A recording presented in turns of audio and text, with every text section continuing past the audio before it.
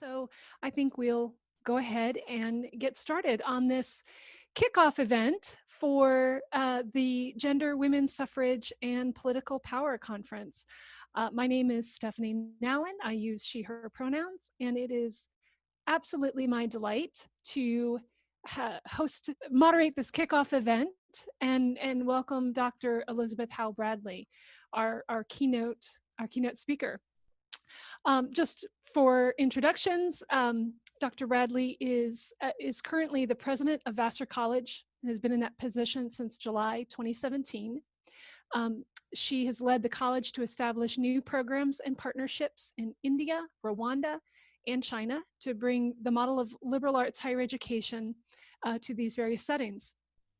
Dr. Bradley has most recently served on Governor Cuomo's New York Forward Reopening Advisory Committee and helped draft the guidelines for New York higher education reopening in the midst of the COVID-19 pandemic. Dr. Bradley is a noted public health expert who created the first Masters of Health Administration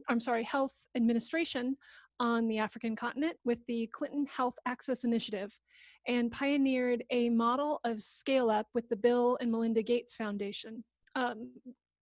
She was prior to being the president of Vassar, Dr. Bradley was on the faculty at Yale for more than 20 years and was recently the Brady Johnson Professor of Grand Strategy and faculty director of the Yale Global Health Leadership Institute.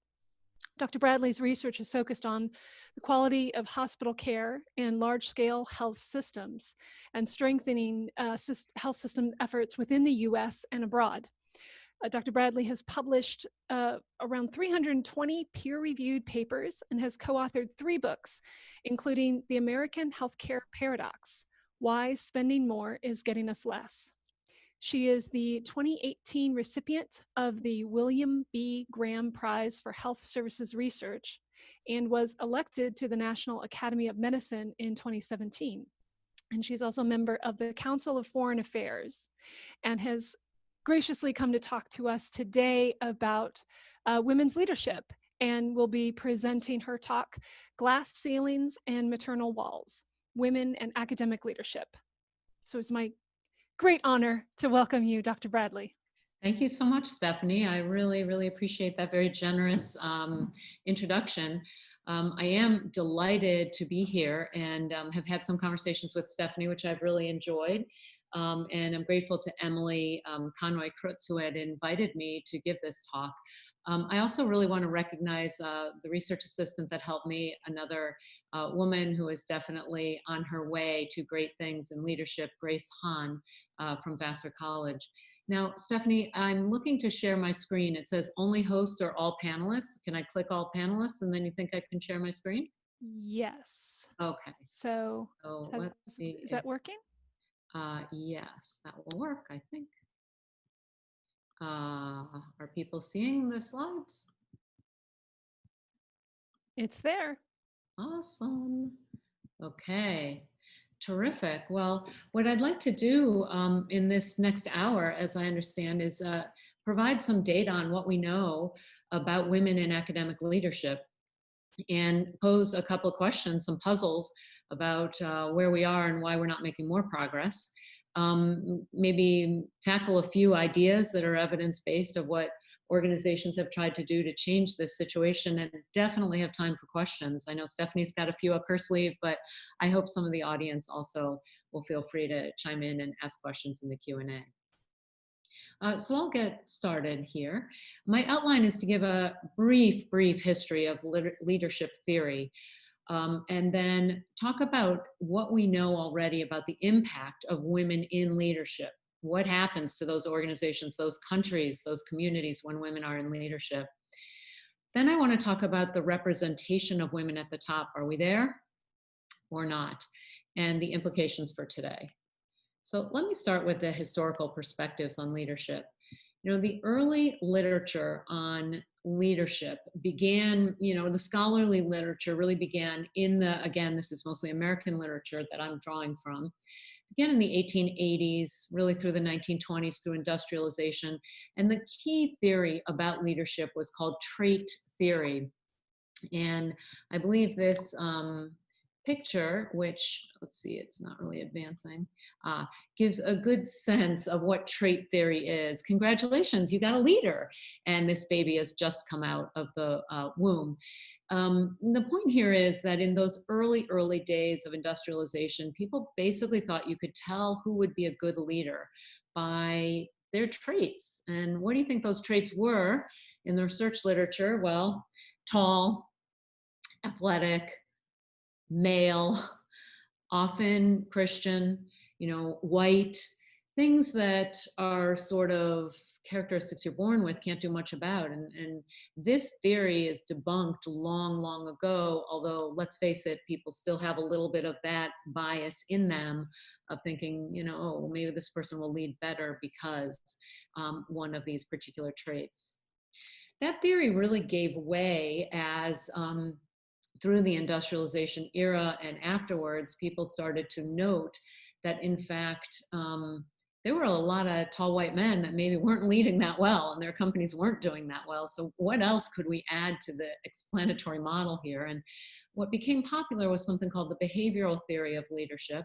This also aligned at a time when business schools, which were training people to lead industry, were just coming into vogue. And that makes sense because people were thinking, well, if all I need to do is train you, and it doesn't matter what you were born with, but if I train you to take on these certain behaviors, you're going to be better at leadership.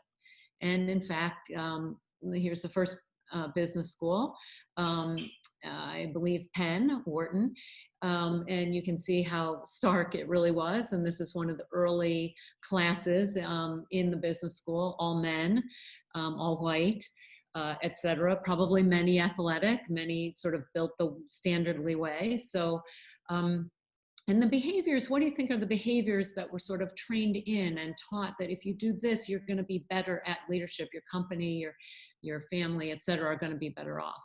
And those behaviors ended up being things like assertiveness, volubility, a loud voice,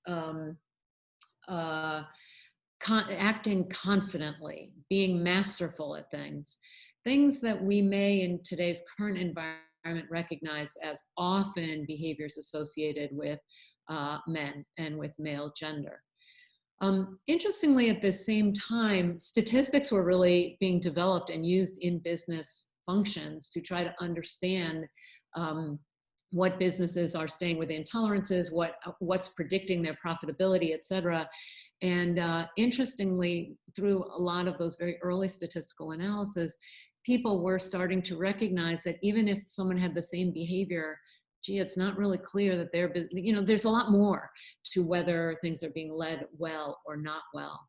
And this theory, behavioral theory of leadership, gave way to what is now known as the contingency theory of leadership. And this opened up the entire scholarly area, and now there are thousands of pieces to contingency theory of leadership. It really began in the early 70s, inspired, I think, in part, not fully, by what was happening politically at the time. And we have to think about President Johnson.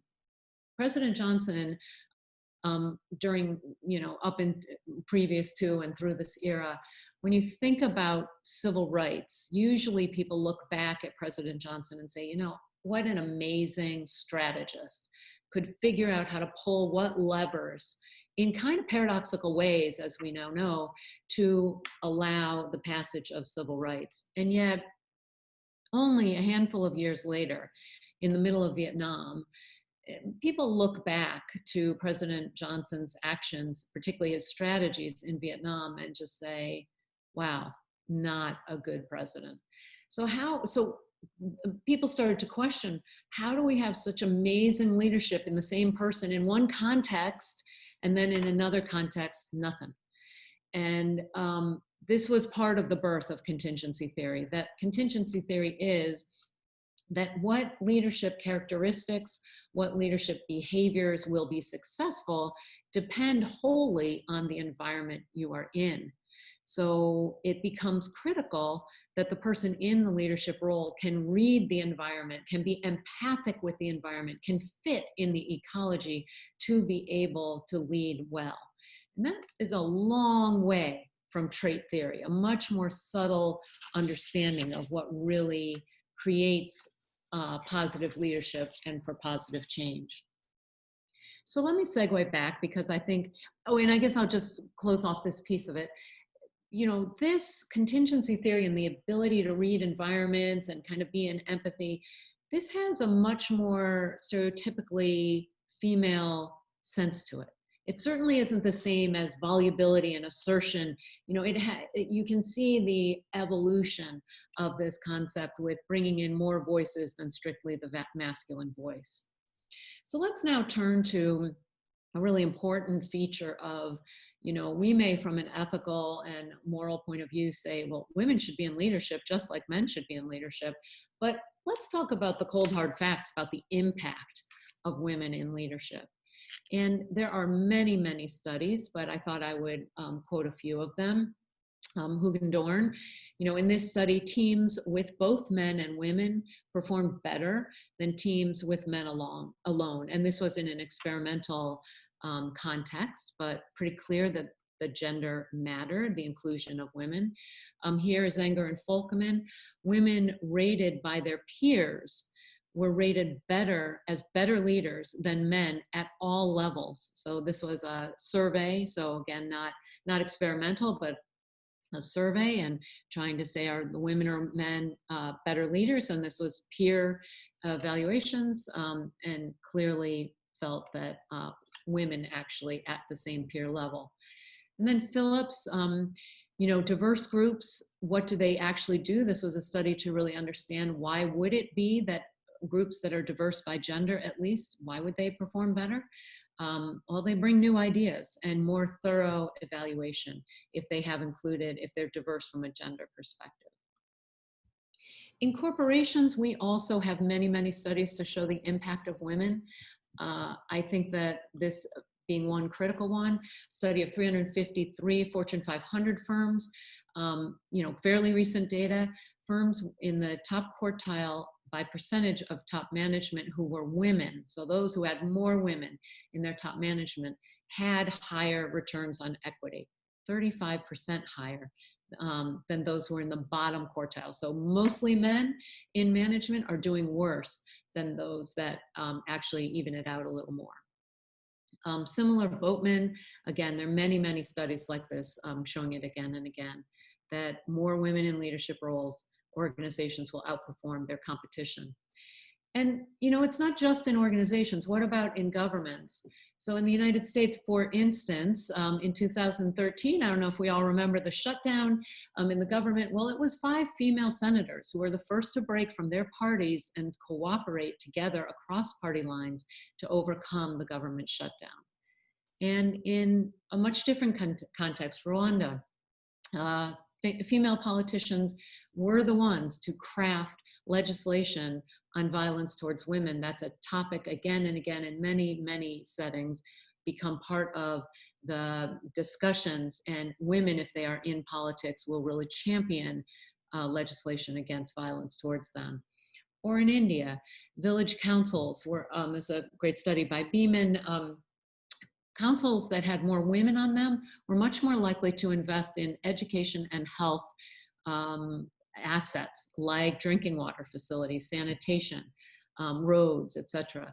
So you see in this really a broad impact and a pattern, you know, far beyond the US. How about in families? Well, if we really look at the impact of women on families and their communities, women, according to the United Nations Foundation, reinvest 90% of their income in their families. Men reinvest a third, 40% of their income in their families. When women are educated, their children are more likely to go to school. And every additional year of elementary school increases a girl's future salary 10 to 20%. And if it's secondary school, 15, 25%.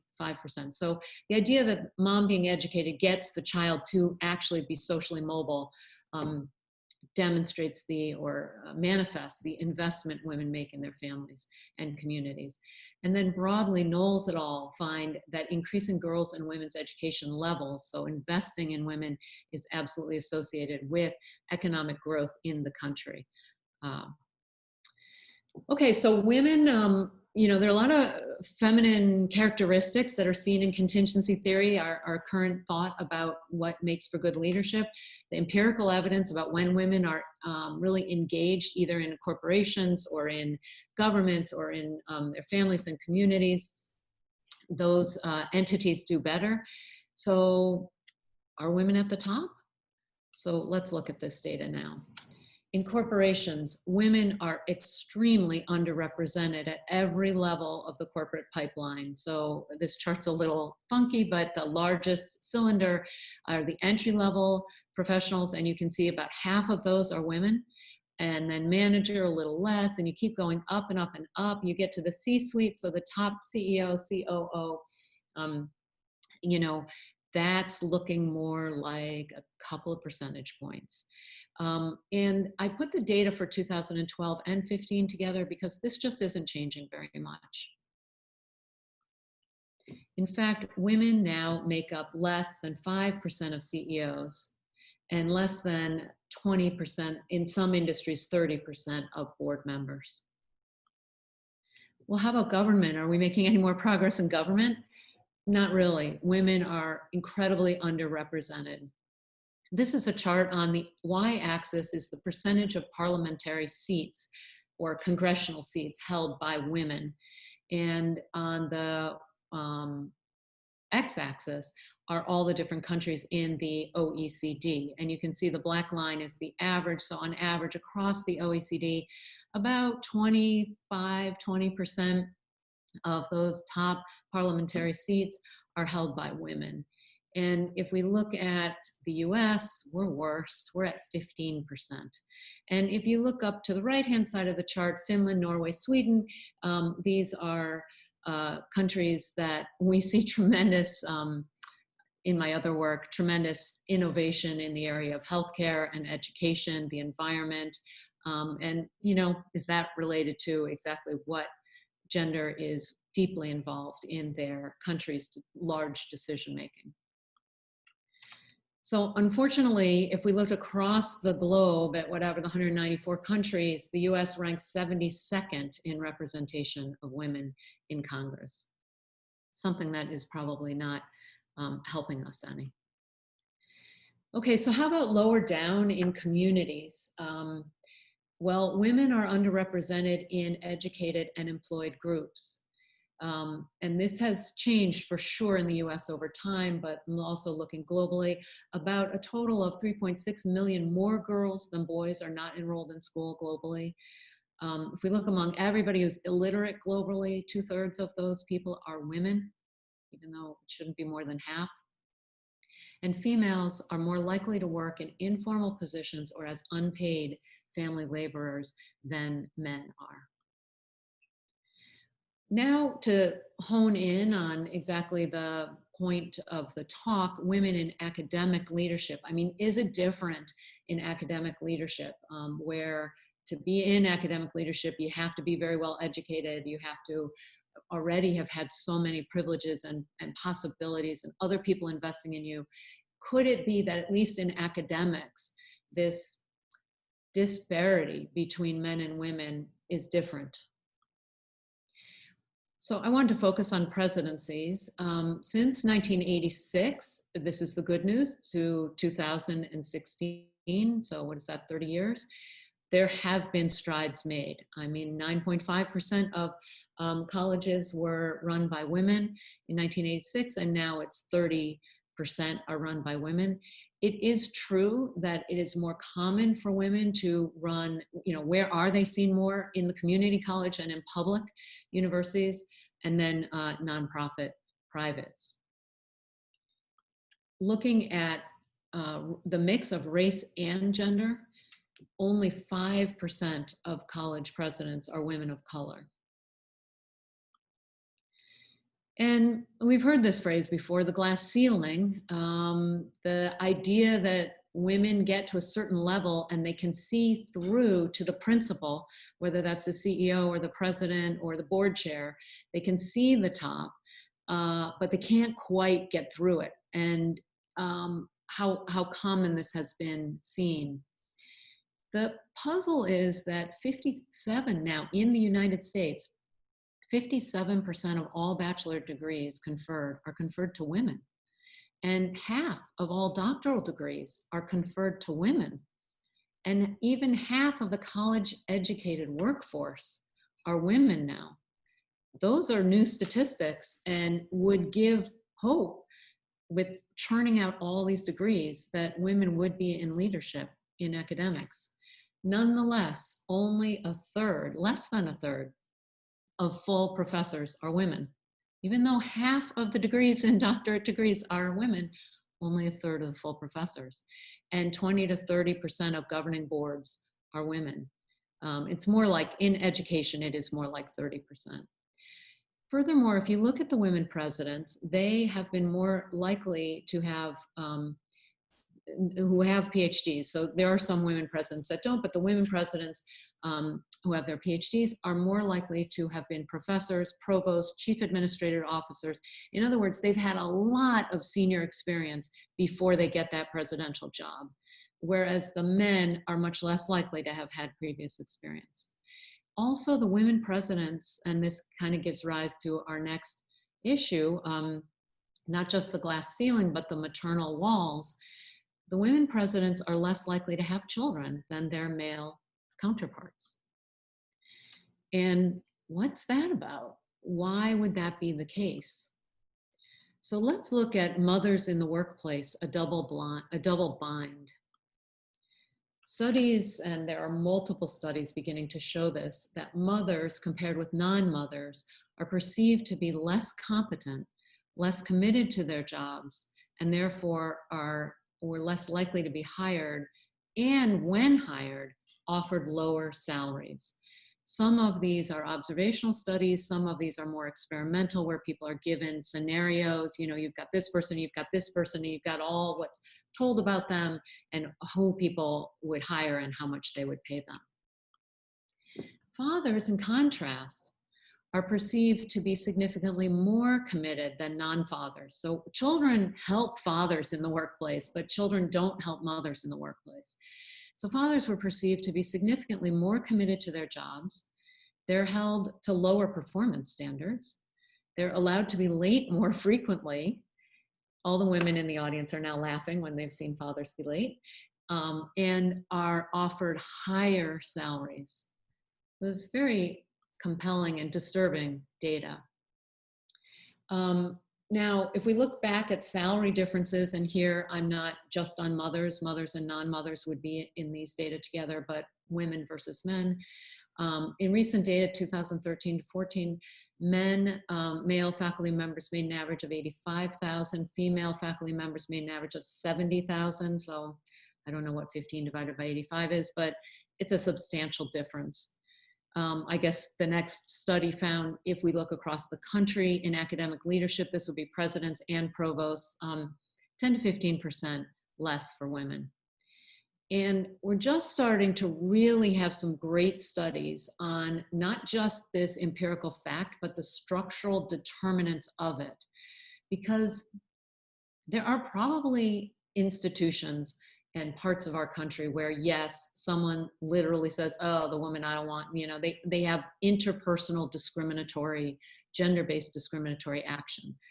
Always willing to believe that.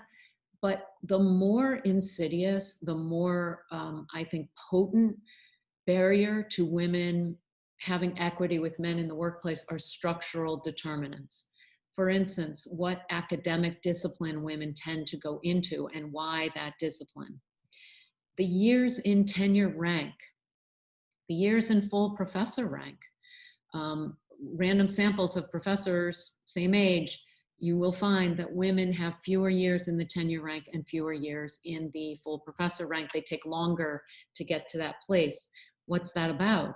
Is that about caregiving? Is it about undervaluing of service in academics, which again, Seltzer starts to whet our palate for more data on this. Women taking on service activities because they're good at it, it needs to be done, and maybe they enjoy it, but are those service activities rewarded at the time of promotion, where so often actual publication and teaching quality is really primary. I wanted to show, I'm getting close to the end here, but I wanted to show one more piece of literature that I think is amazing. Um, because so often when we hear about women not sort of getting that top role, back in the, end of the crowd, people say, well, a woman, she doesn't really speak up, and, she's not like making decisions. She's not there. Maybe, they're less assertive. And I think women say this about themselves and men say it about them. So that's the question: are women less assertive, and is it hurting them? So Victoria Breskel, a professor at Yale, did these series of studies that I think are fascinating. And it has to do with this question of assertiveness vocally or verbally, the volubility. Again, one of these characteristics back to 20 to 50 that was said to be associated with leadership. So her methods for this first study were she created a data set acquired from data acquired from the archives of the US Senate, and assigned people power scores based on position, indirect influence, legislative activity, and earmarks that were attributed to them, and used gender, obviously, as a variable. And what she was looking at was volubility as the main dependent variable. So does power, if I have a power position, am I more likely to be assertive on the floor of the Senate? So I'm looking at the outcome being volubility, which we think is like that assertive secret sauce that maybe gets you further along quicker. And, is it all about the power that you have, or is it about your gender? And what she found is there was a significant positive relationship between male senators' power and their volubility. So if they had one of these higher positions, or, a strong network, or had done a lot of legislative activity, they were very assertive and voluble. But it was not significant for female senators. So they're having, these power positions really didn't confer the ability, or maybe their own desire, to be assertive on the floor. But then she did another study, which was an experimental manipulation of power, and she took 206 adult participants that were recruited and split into high and low power condition groups. And then what she found is the men in the high power condition group reported that they would talk more than the men in the low power condition group. Like, they felt like, I'm powerful, so I'm going to talk. But the women didn't. The women said, well, I always talk this amount, whether I've got the power or not. Again, a different relationship between power, position, and assertiveness among women than among men.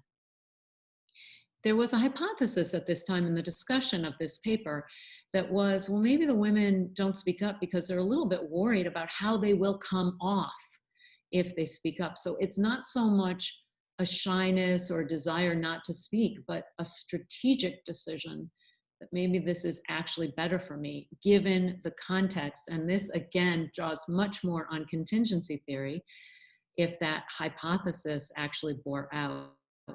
So the last study Professor Breskel did was really to study this. And in these methods, 156 adults were assigned to one of four groups, and reading biosketches that varied by gender and volubility.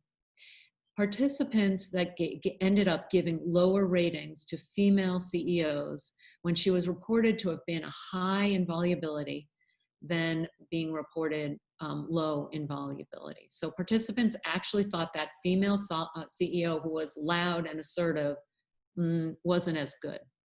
And participants gave significantly lower ratings to male CEOs who reported low volubility compared to high.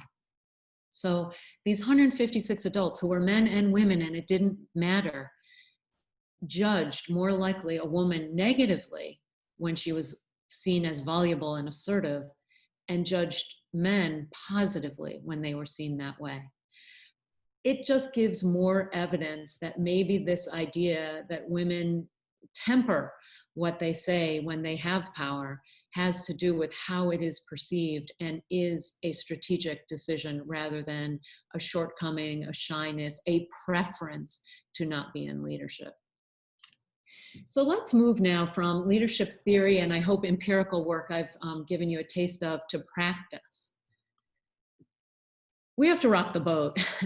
If this is going to change, these structural underpinnings, they're consistent with contingency theory. It's the environment in which women work that contribute to women's seeing a glass ceiling and maternal walls. And so what are some of those items that rock the boat? What's the evidence base behind this? And again, more research really needs to be done in this area, but these ideas come from case studies and some empirical work. First, recognizing the structural and the ecologic nature of the problem is just paramount.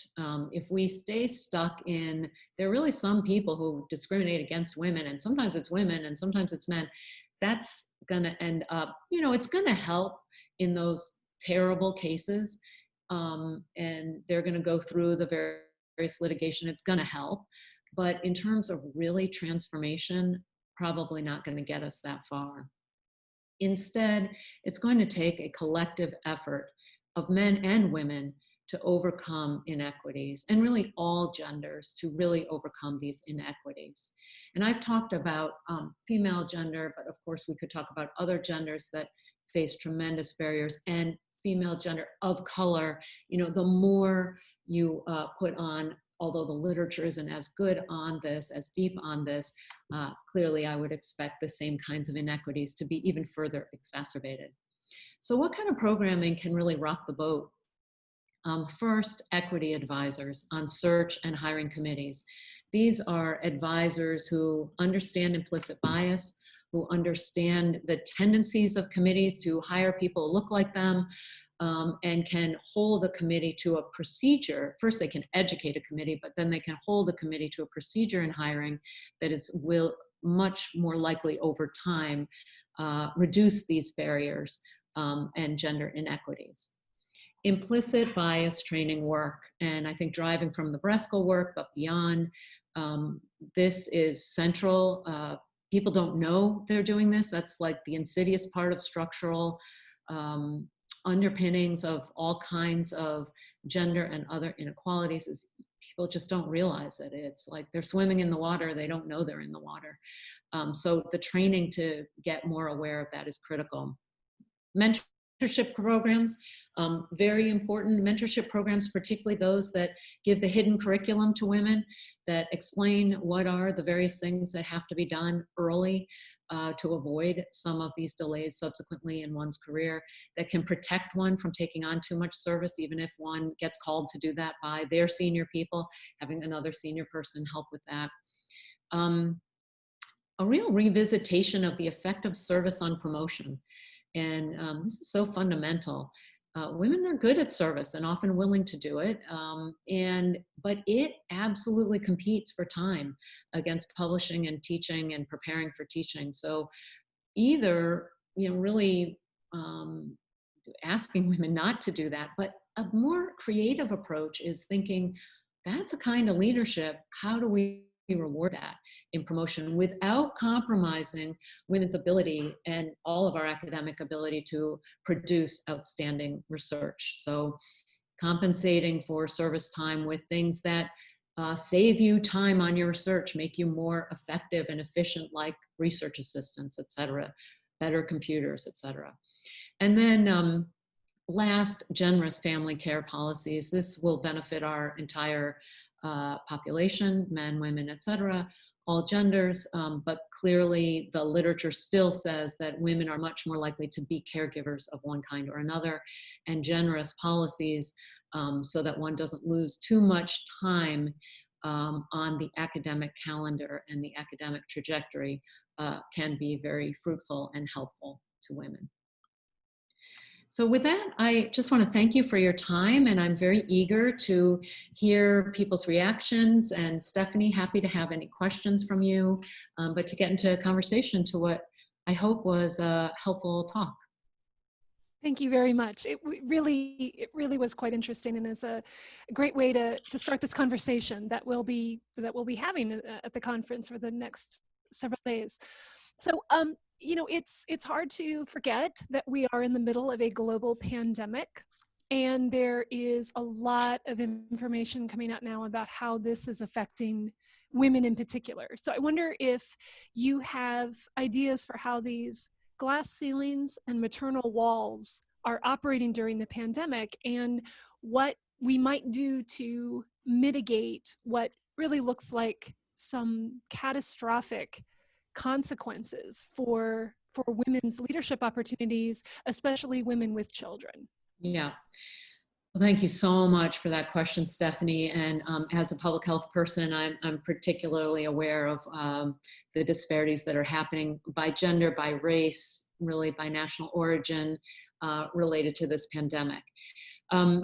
The issue of glass ceilings and maternal walls during any time of stress, they're exacerbated. That's all there is to it, because people are just trying to get through. And particularly for something like this, where the caregiving needs are skyrocketed and women are already positioned to grab that, and they will grab that, socialized to do it, positioned to do it.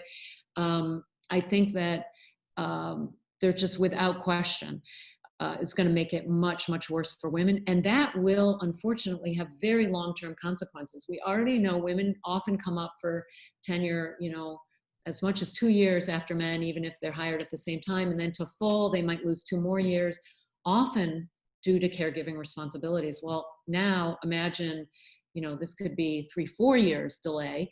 And we know that comes out in pay and in what their potential is to go into academic leadership subsequently.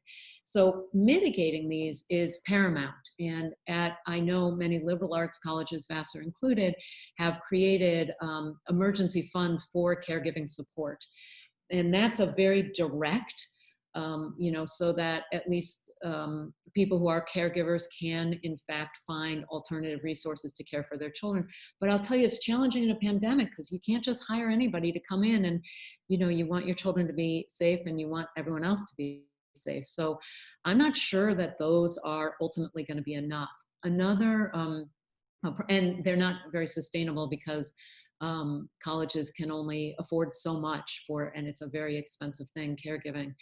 Another approach is to really allow in promotion packages women to explain up and down, this is what this pandemic has done to my research, this is what the plan was, this is what happened to the lab, and have that really embedded and agreed upon from the senior faculty from the get-go, that exceptions are going to be made. And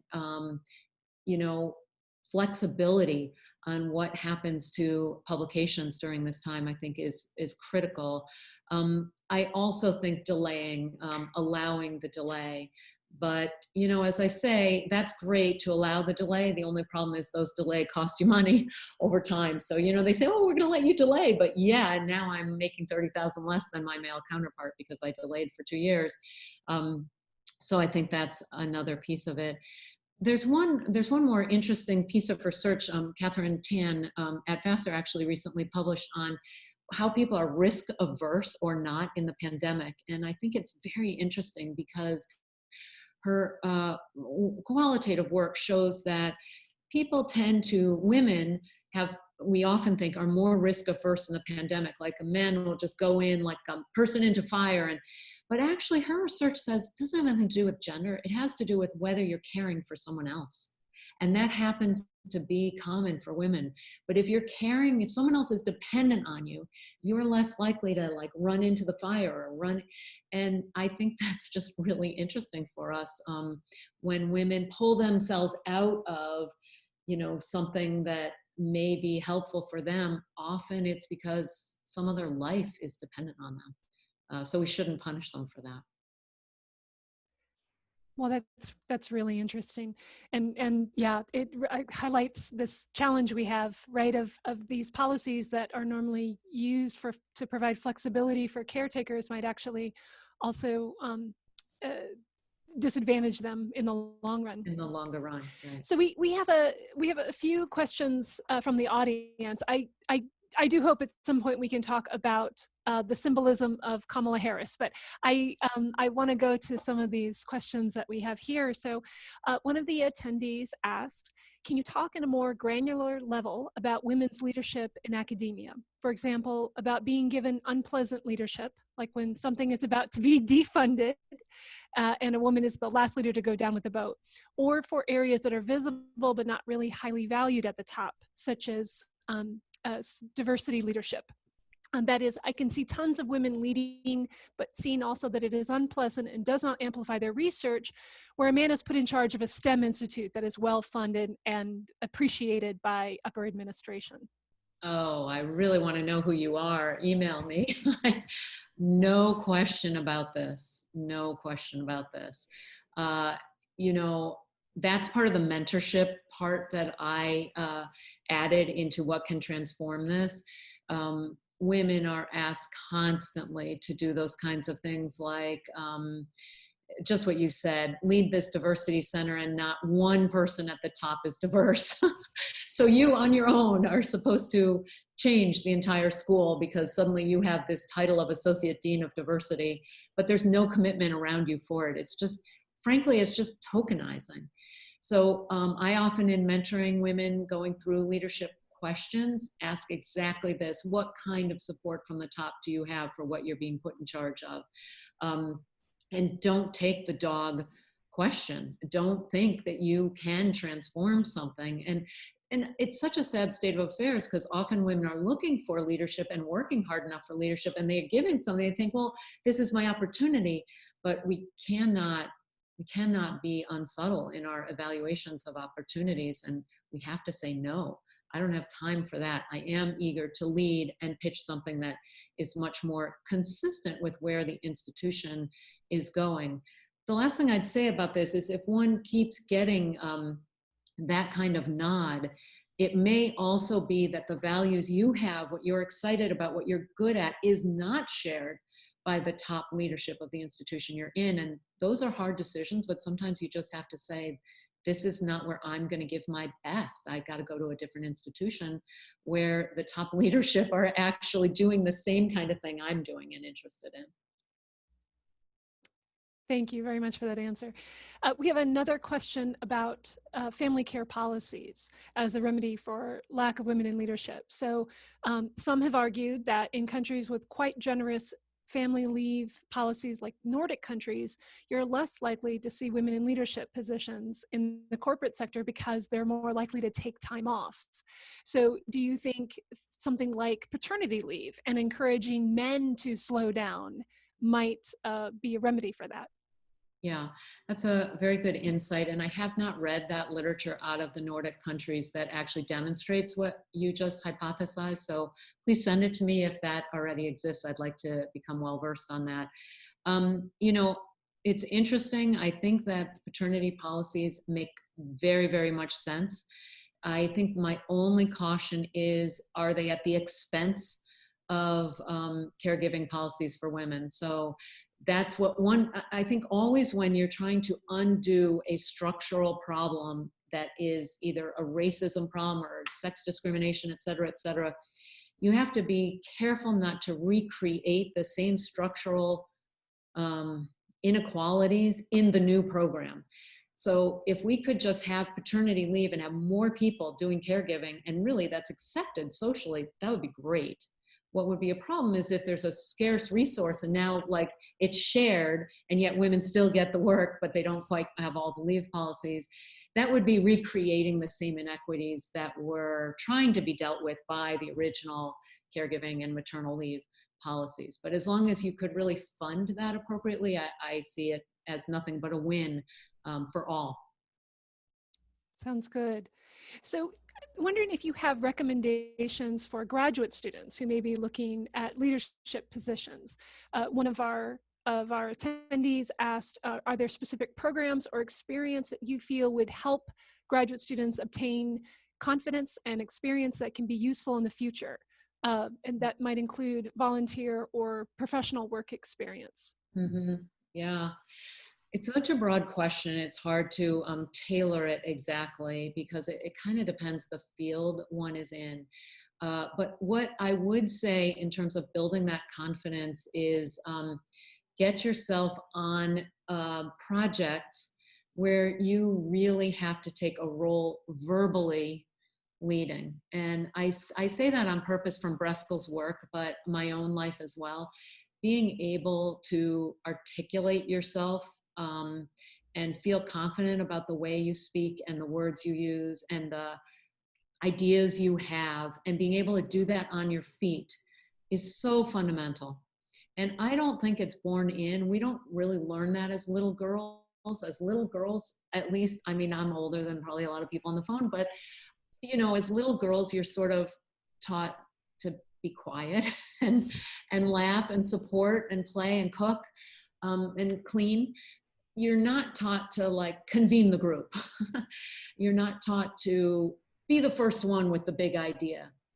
So without getting yourself drowned in some huge leadership thing that's just, you know, no one supports, in every little thing you do, trying to say, I'm going to have the big idea. And when I have the big idea, I'm going to speak it.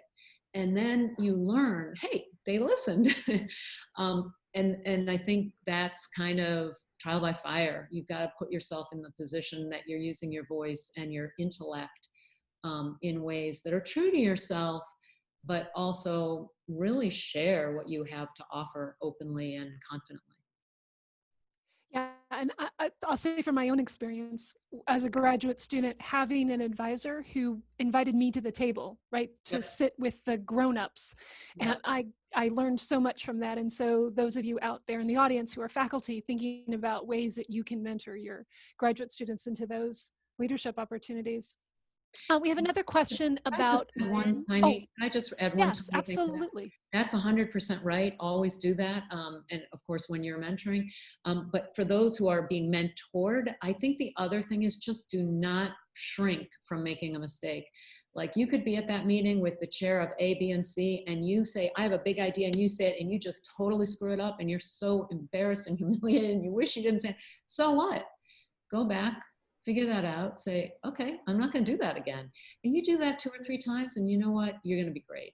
That's really the most important thing, is just let yourself mess it up a little bit. And think how many men you have heard go on, and you're like, jeepers. You know, you could do that too and learn from it. And I know you will learn from it. So taking that risk, I think, is really important. And finding mentors that will be forgiving and allow you to take the risk as well. Sorry, Stephanie, go ahead. Not at all. Yeah. Developing a comfort with messing up. Yeah. Even putting your foot in your mouth. Yeah. Can really, goes a long way to learning those important lessons. We had another question about men doing child care, elder care, other kinds of care work. The attendee says, this seems to be at the base of many work-related inequities we see, at least for family women versus family men. So do you have ideas about, you know, is that a solution maybe to get, so, because I've heard this being said, it's not the presence of children that are holding women back, but the absence of the other person who really should be providing care for those children. Yeah, no question. I agree with that fully. I think that providing care comes in lots of different flavors. And that it doesn't always mean sitting there with the child and doing all the pickups. There could be a whole variety of ways in which men can support women to be sure the family is cared for. And I think we're lacking in our creativity about that. Not us, meaning women, but us as a human species. We lack our creativity. It's much quicker to say, oh, that's your job. But there are lots of creative ways in which men, even if they're not primary, can make the primary caregiver successful at work. And I think that's really the negotiation to have in couples is we both want to be successful at work. How do we make that happen? And we want our kids to be healthy. How do we make that happen? And think of all the different trades and new ways of sharing all the duties can be done. Yeah, I agree with that. And I'll say too, because I had my middle schooler knocking on my door during this, even though I said, I've got something going on, you have to sometimes train the children, right? To True. to go to the other To be caretakers. resilient. Yeah. Yes, Definitely. exactly. So we have another question about, first of all, someone thanking you for the enlightening session, Oh, thank you. and is wondering about if you could talk about how representation is important in politics, institutions, corporations. How much of an impact does it have on gender inequity in societies, or Yeah. achieving greater equity, um, if, for ordinary women to see other women in these leadership roles? And that makes me think about Kamala Harris. And she, of course, people are understandably excited, right? But how much are we relying on this one person as a touch point, even though it's an incredibly powerful representation to have a woman of color who's I'm pretty sure is going to eventually become our vice president of the United States. Yeah. Yeah. It's a great question. I think about representation as necessary, but not sufficient. Because again, if you really believe in contingency theory, the environment um, has to support the innovation. The innovation being women in leadership. The environment's got to support it. You can't be the only women in leadership. So you have to have representation. That just is fundamental. And all these studies, I mean, they're not saying the quality of the woman's behavior. They're saying count the women, how many women. And by the count of women, the profits are higher. They're more likely to invest in health and education, et cetera, et cetera. So representation is very, very important. The reason I think it's not sufficient, though, is there's so many structural things that can even take those representatives down. There has to be, in addition to representation, there has to be strong political power. There has to be, you don't always get power in numbers. It helps, but we can see a million ways in which we have had many, many, many people in a majority and still powerless. So I think it is also about the types of leadership, what they do in their leadership, how they advocate for the next generation. So it's not just a one-off, that generation have to have a lot of women in leadership. And having our Vice President-elect Harris to look up to, I think as much as anything, it just inspires us. It makes us think it could happen. And it makes young girls think it could happen. I also think that she is likely to truly animate what we know from the research of trying to make investments in health and education and the community at large, and that'll get associated with women in leadership. So I think it's both the representation will help, and then concretely what she will do along with her partners of all genders, what she will do to make it a much more woman-friendly country. And so we had a couple other questions too on kind of individual strategies for Yeah. negotiating challenging situations. So things where, your ideas are being sort of co-opted by men, or even having to have these kind of unpleasant power dynamics, unsupportive dynamics between a woman supervisor. Uh, Yes. you probably have many stories that you could Yes. share. Do you have some kind of go-to strategies that you might recommend?